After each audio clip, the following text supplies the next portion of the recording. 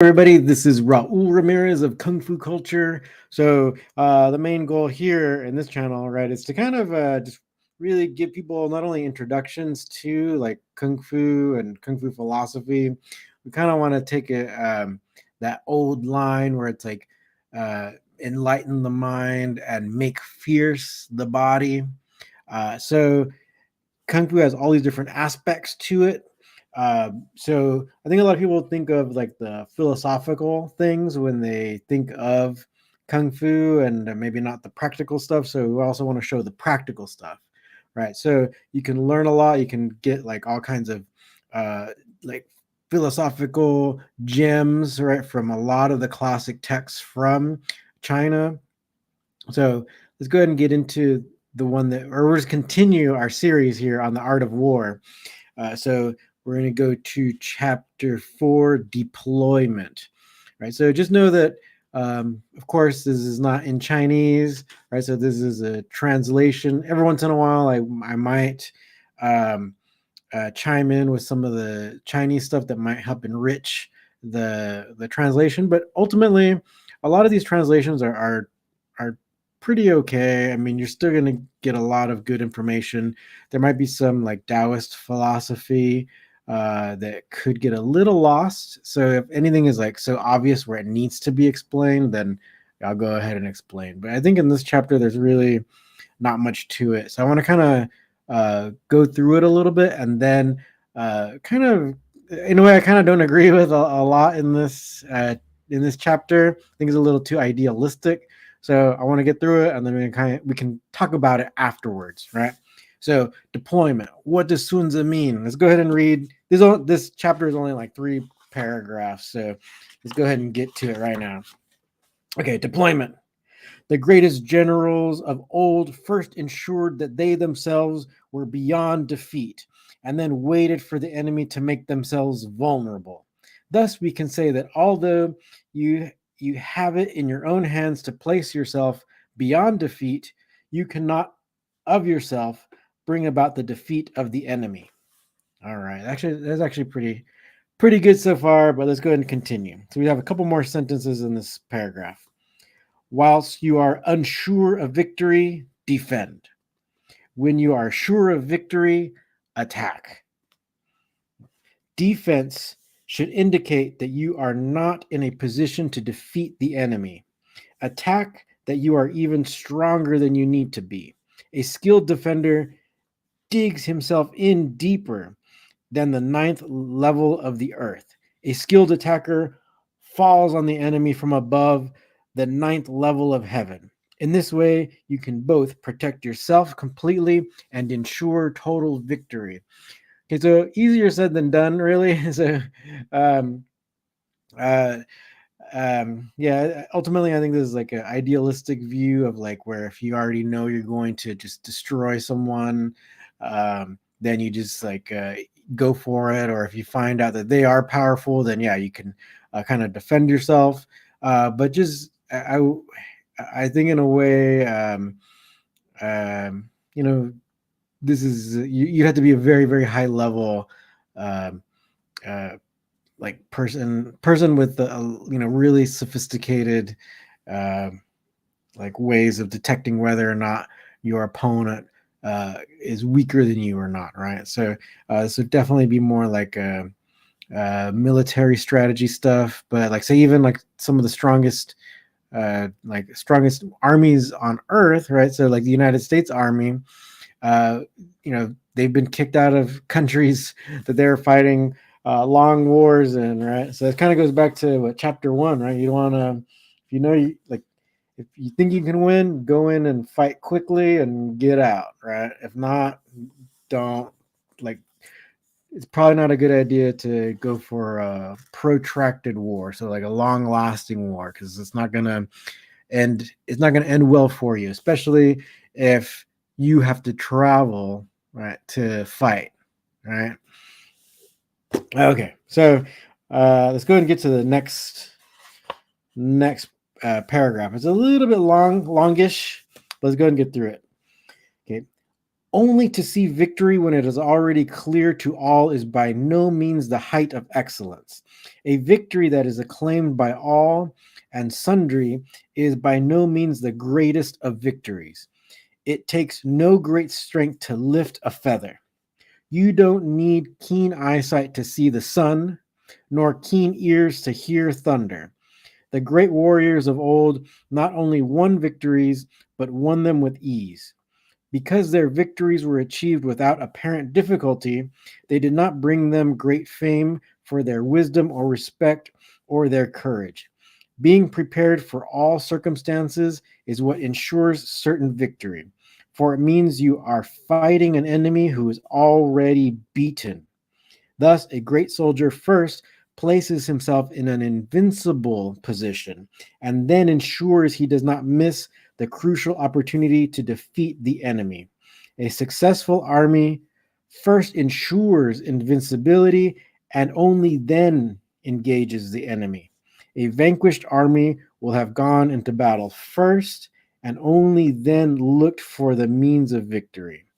A great strategist follows his moral compass and adheres to the methods of regulation, for these are the means by which he determines victory or defeat.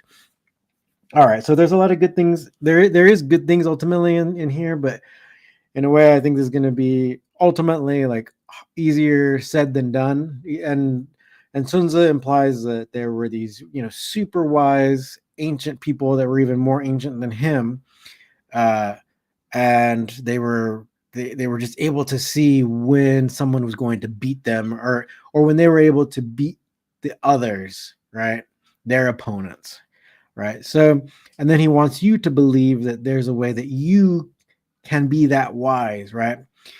He does kind of imply how, right, how you do that, and a lot of it is training, right? So it goes back to his Sunzi's famous line where it's like, in times of peace, more sweat must flow, and in times of battle, less sweat or less blood will flow, right? So it kind of goes back to that line, kind of in this paragraph where it's like, um, a successful army ensures invincibility, right? So let me see. Yeah, being prepared for all circumstances is what ensures certain victory, right? So, so a lot of it goes into like the whole idea where it's like, yeah, you got to be training, you got to be preparing yourself, thinking about even what the U.S. military calls like the unknown unknowns, right?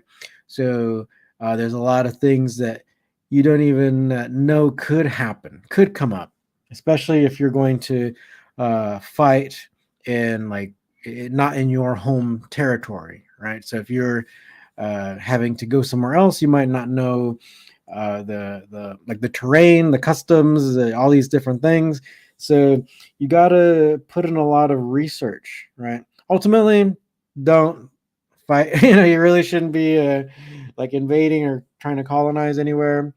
Um, but I think you can kind of apply these ideas to, say, like kickboxing or grappling, wrestling, and stuff. So MMA, right? So the idea is that like the harder you train, the luckier you get.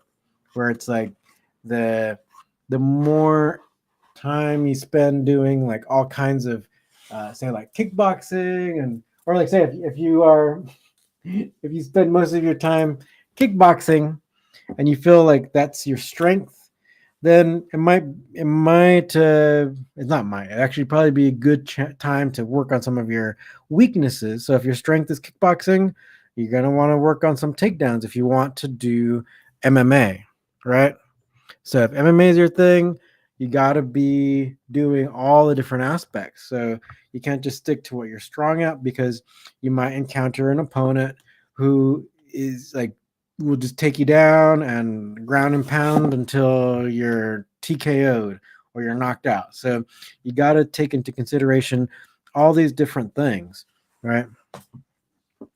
So um, um, I think that's the gist of that paragraph. So let's go ahead and finish it off. This next paragraph is really, really short.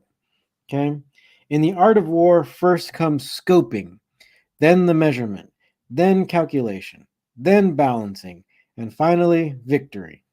The earth is the basis for scoping, scoping the basis for measurement, measurement the basis for calculation, calculation the basis for balancing, and balancing the basis for victory. A victorious army is just as an E is to a shoe, and a defeated army is as a shoe to an E. A victorious army carries all the weight of flood water plunging into a 1,000-foot gorge. Right. So the shoe and E stuff is basically just ancient measurements and stuff. But the main thing is that, and actually, even the footnote says like some of these terms are uh, not precise because like they're not some of these words aren't used anymore. But you can just think of some of the measurements and stuff. So um, the main thing is that like you got to try to sense out when you're going to, and this is why I think it's like easier said than done.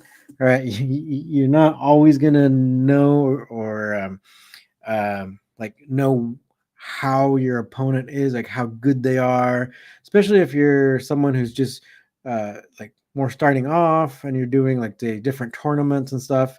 So you won't exactly have the ability or time to like scope them out and know everything about them. So that's why it's going to be a little bit difficult. But say like if you're say Sunzi is talking about fighting wars, right? So in that case, maybe I mean not maybe you shouldn't go into war, without studying and researching the what you're going to war for, right? You should have a plan, right? So in that case, war would be different than say like doing a kickboxing tournament or a jiu-jitsu tournament. So um, that's why I think like say for the vast majority of people reading Art of War, if you're just like doing kickboxing or MMA even, it might not so like all these details won't necessarily apply to you, but you can take some of the principles, right? So the whole thing about training, trying to train different aspects, right? Trying to familiarize yourself with so much that um, you're not going to be surprised, right, by your opponent. Knowing when to knowing when you can attack them when they seem like they're at the weakest point, or knowing when you can defend, because sometimes, yeah, in say MMA or kickboxing, especially professional, um, the match will go on, right? So, like, say if it's a 3-round match, uh, the 3 rounds will happen if no one gets knocked out. But say if you win the first 2 rounds, the third round will still occur. In amateur kickboxing, if you win the first 2 rounds, they won't have the third round. So, like in Sanda tournaments, it's like we just had the Sanda World Championship in the United States in Texas. So, if someone won the first 2 rounds, they did not have the third one because it's amateur, right? But if it was a professional tournament, then they would have the third round because there's still that potential that the person who is losing can still knock out the other person, right? So these are some of the differences. So that's why Art of War would still be primarily war, but if you're a competitor in MMA, Sanda, Jiu-Jitsu, wrestling, whatever, you can still take some of these principles and apply them to your training, but don't necessarily think of applying everything because, again, it is still technically a war manual, so it's stuff for the generals and stuff who would command armies and stuff. There are some people who would think like, oh, maybe you can apply the whole metaphor where it's like your brain is the general and your body, like your limbs are the troops, the body of the army. Yes, you can do that, but again, he's still still mostly thinking about actual real armies, real battles and stuff. So take that, like apply with what you can, but the main thing is like, yeah, prepare yourself. Find that the more you train, the luckier you get, right? um, the more scenarios, or the more you're able to work on some of your weaknesses, then those weaknesses will become like strengths, over time. So then when you're encountered with something that used to be unfamiliar to you, it's not so unfamiliar, right? So hopefully that kind of, uh, you know, hopefully that was able to, or like, hopefully that helped you, maybe gave you some inspiration for something. That'd be really great. Let me know if there's anything you want me to talk about. We did have like the Sanda World Cup, or not the World Cup, the Sanda World Championships. A couple weeks ago, there were a lot of great matches. I posted a lot of the highlights that I saw on our shorts. So feel free to check those out. We're gonna try to do a lot more on the channel. We're gonna open up even more on our website and stuff. So be on the lookout for that. Hopefully, we can get that going. Even a lot of people have been asking for self-defense program. We're filming that already, and hopefully, we can get that onto our website before the end of this month. So actually, not the end of this month, before the end of December. Right? It's not December yet. So we've been trying to listen to what you've been wanting, and trying to accommodate and try to get that done. So hopefully we can get that done before the end of the year. It's looking possible. So we just got to keep up with all the filming and stuff. So thank you very much, and we'll see you next time.